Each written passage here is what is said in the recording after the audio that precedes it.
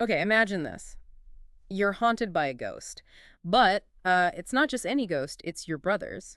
And he's getting, well, progressively more battered, bloody even, showing up demanding you travel to this distant, totally unfamiliar land. It's quite the image, right? Kind of chilling, and it really kicks off our deep dive today. It is a powerful opening, yeah. Really sets a tone, doesn't it? Psychological torment, Hmm. um, the sheer strangeness of that kind of supernatural demand. Totally. So today we're plunging into the world of Celtic Fire. It's this really captivating story set way up in Northern Britannia around 116, 117 AD. This is a time and place where, the super disciplined Roman Empire is crashing right up against these fierce, almost mystical Celtic traditions. hmm And our deep dive is based on some really rich excerpts from the story. It gives us this unique blend, like you said, of historical detail, but also these fantastical, almost magical elements. Paints a vivid picture of that world in flux. Exactly. And our mission, really, for you listening, is to pull apart these complex layers. The characters, the clash of these huge civilizations, and these surprising personal changes that happen when things like love and duty and destiny all get tangled up. Yeah, we want to show how these ancient conflicts can actually shed light on some pretty universal human experiences. Right. And what it really means to, forge your own path when everyone expects something else from you.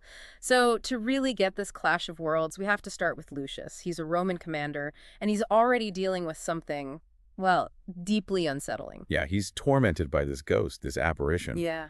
But like you said, it's not just some vague phantom. For over half a year, the ghost of his dead brother, Aulus, it just keeps getting clearer. And worse, right? More bruised, bleeding. Exactly. Increasingly recognizable, bruised, bleeding. Imagine the psychological toll that takes. Oh, absolutely. And he's not even in Britannia when this starts. No, not at all. He's way out in the Syrian desert, completely removed.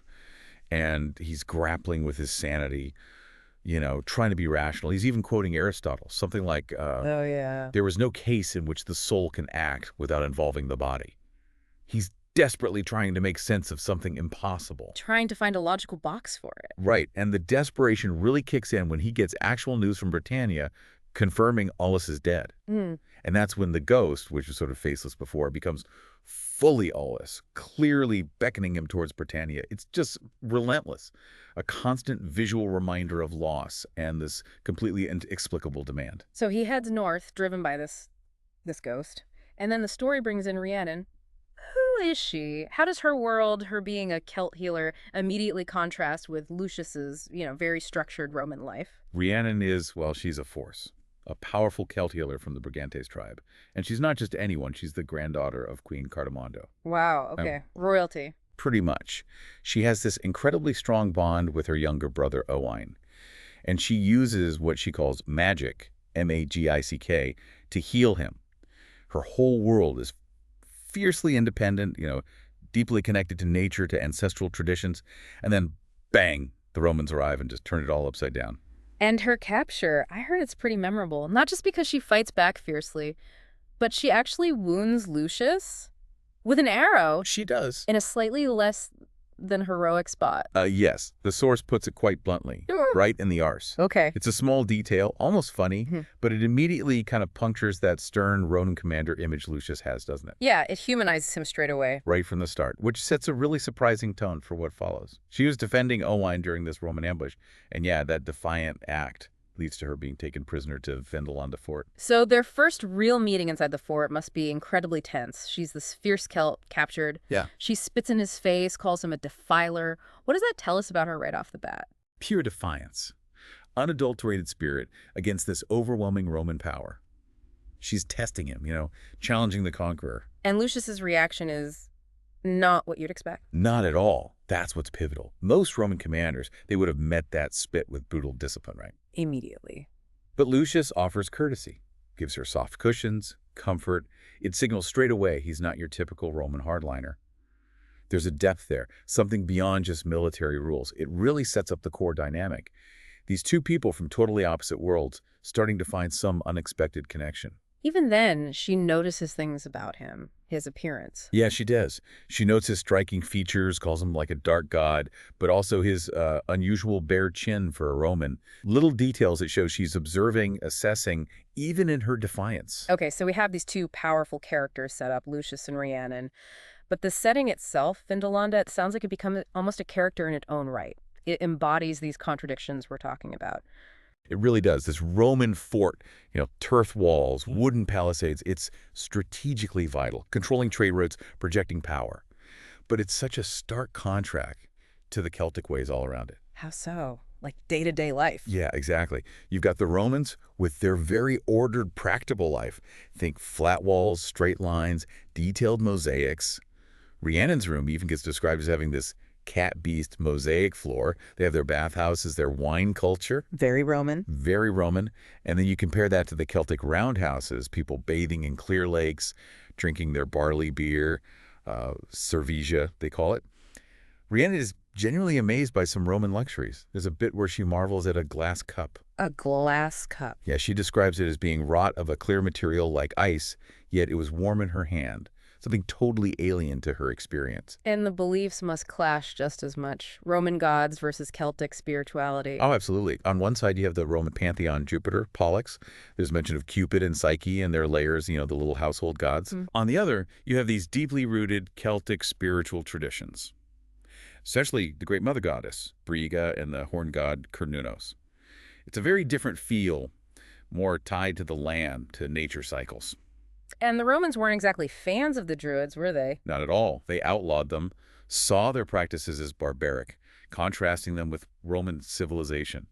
So this constant comparison, food, drink, bathing, housing, and especially spiritual beliefs, it really highlights something fundamental, doesn't it? Yeah, it's not just about comfort or style. It feels like it's about their core values, how they even see the world. Precisely. It goes way deeper. It's about how they define order, civilization, spirituality.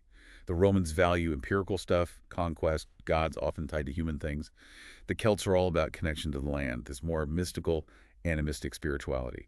Power in nature, ancestral ties. So outlawing the Druids wasn't just about control. It was a rejection of a whole worldview they couldn't really understand, or maybe didn't want to understand. And that difference, that's not just background noise in the story. It's the very engine of the conflict and the misunderstandings. Right into the middle of this cultural divide walks Marcus, Lucius's son. He's what, 10?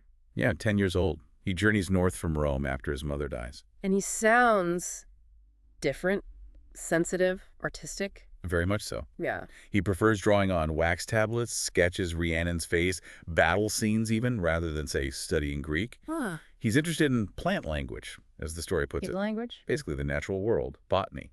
He even wears a golden bullet charm, that little protective locket Roman boys wore. So how does his gentle nature contrast with Lucius, who wants him to be a soldier, study Aristotle? It's a huge contrast. Marcus is this sensitive soul dropped into a harsh military outpost. His artistic side, his interest in nature, it's a direct challenge to Lucius's very Roman, very rigid expectations of what a son, especially his son, should be. A reminder that there's more to life than duty and war. Exactly. His interests kind of foreshadow a different path, maybe a more nuanced one than the military career Lucius imagines for him. And speaking of Lucius's burdens, that ghost is still around, isn't it? Oh, yes. Aulus's ghost is a constant, unsettling presence. Always at Lucius's side, silently reacting to conversations. And the really disturbing part is how its condition keeps worsening. Getting more solid, more injured. More solid, more bruised, more actively bleeding. It's just further torment for Lucius. Like his grief and his unresolved sense of duty made visible, literally weighing on him.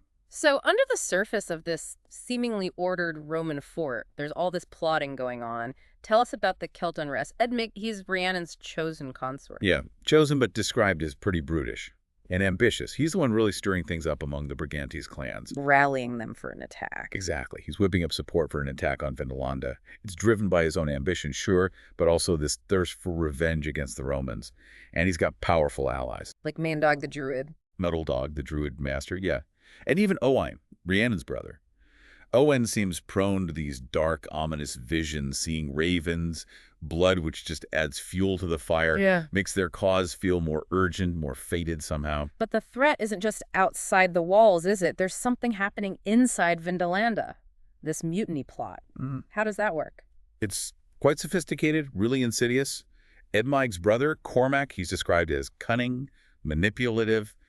He's actually working as a spy inside the fort. Wow. He's gathering intel, cozying up to the Roman household staff, apparently charming the cook, Claudia, and the laundress, Gwenda, with some pretty lewd suggestions according to the text. Okay, so he's getting information that way. Yes, and through this network, they identify a key player for the mutiny, Brennus.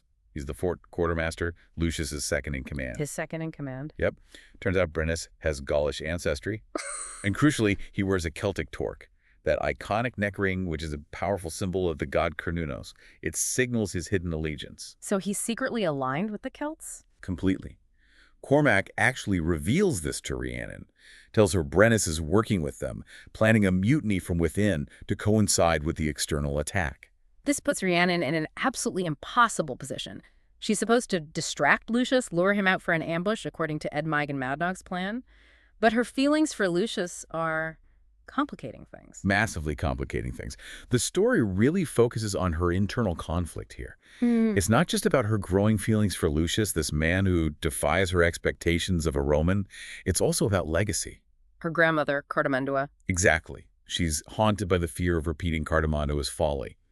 Her grandmother renounced her king, which led to civil war among the Brigantes.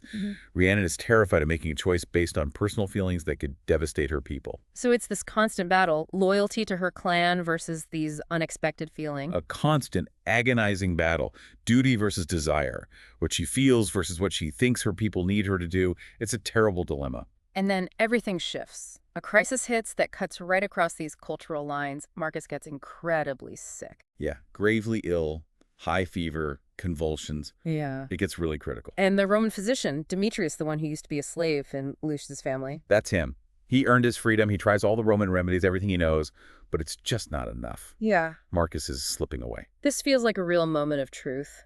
Demetrius, with all his Roman knowledge, he's powerless. But Rhiannon, she steps in. With her magic. She becomes their last hope. And she succeeds where Roman medicine failed.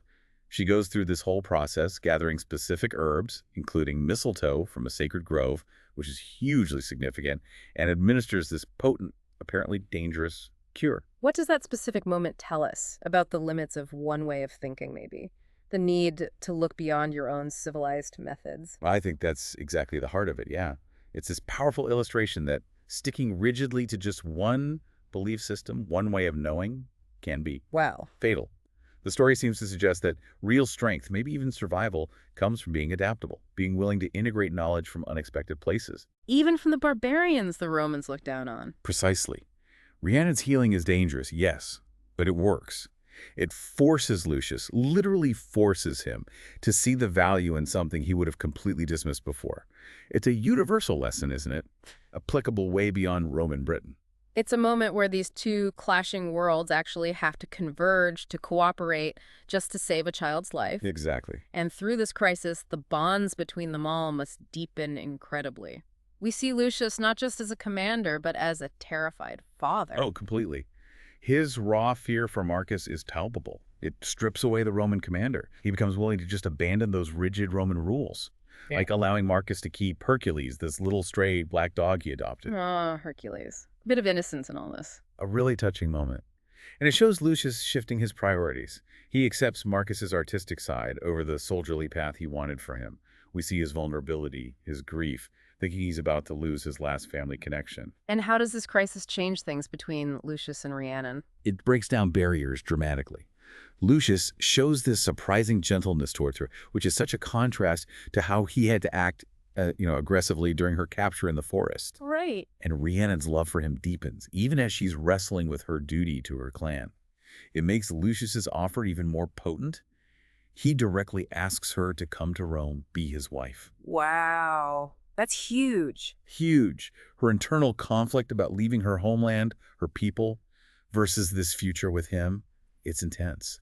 But she also truly starts to see the man beneath the Roman uniform, his emotional depth behind that cool discipline. So the personal drama intensifies, but the external threat is still building.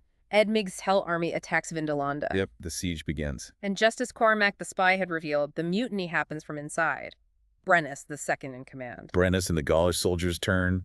They capture Lucius, humiliate him. It's the moment everything could fall apart for the Romans there. A total betrayal. And in the chaos, there's this sacrifice. Yes, Demetrius, the loyal physician. He bravely gives his life to make sure Marcus can escape, getting him away over the fort's rooftops.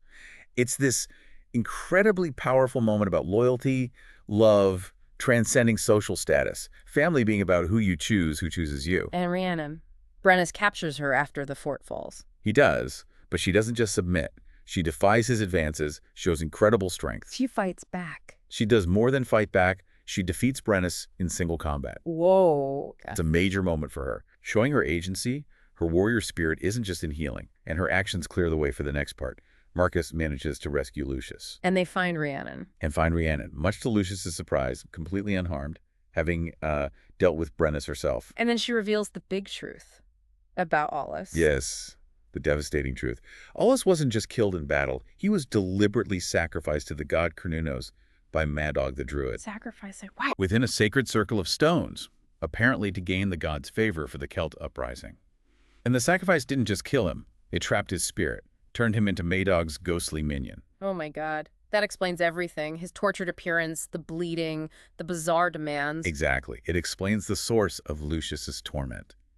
It wasn't just grief. It was this unnatural, manipulated spirit bound to Maydog's will. So this leads to the final showdown. Lucius confronts Maydog at that sacred circle. Right. And Maydog doesn't go down easy. He uses his power, forces Aulus's ghost to fight Lucius. The text emphasizes the ghost fights with this uncanny skill, making it clear this isn't really his brother fighting. But Lucius manages. Lucius finds this new strength, maybe fueled by everything he's been through with Rhiannon and Marcus, and he ultimately kills Maydog. And the effect on Aulus's ghost is immediate. Instantaneous. Yeah. Maydog's death breaks the spell, frees Aulus's soul. For the first time, the ghost appears. Whole, peaceful, and then it vanishes. Wow. Closure. The ultimate release. Lucius's own action finally delivers his brother from that horrific state. He achieves the closure he was so desperately, unknowingly seeking. But even with Maydog dead, the danger isn't quite over. Owain, Rhiannon's brother. Still burning with vengeance, he tries to kill Lucius right then and there. But Rhiannon steps in. She does. She physically intervenes. But more importantly, she openly declares her love for Lucius and her desire for peace. Crucially, she says it in the Celt tongue, for her people to hear. A public declaration. A huge, defiant act against her brother's cycle of revenge. She's choosing a different future. And amidst this, Edme Rillig, the ambitious consort, is killed in combat by Brennus tying up that thread. So who leads the Celts now? Rhiannon, who's described as a wise Celt chieftain, is chosen as the new leader, or consort. And importantly, he accepts Rhiannon's choice for peace. And Lucius and Aulus. There's a final moment of peace for them, too. Lucius and Aulus's spirit finally appearing whole, and at peace, they bury the actual skull that Maydog had kept. It solidifies their own kind of peace, their closure. So, as we wrap up this deep dive, we see this totally new beginning. Lucius, Rhiannon, Marcus, and Hercules the dog. They leave Vindolanda. They're leaving the conflict behind. And Aulus's ghost, finally at peace, vanishes for good. It really signifies Lucius's own healing, his release from that haunting past. And his transformation is huge, isn't it? How has this whole ordeal redefined what duty means to him, what success means? It's completely redefined it. He's moved so far from that rigid Roman military code. He explicitly rejects the path that was laid out for him back in Rome. You know, that Senate seat he was supposed to take. He walks away from it. Completely walks away. Rejects that whole obsession with preordained duty. Instead, he chooses this new, uncertain future.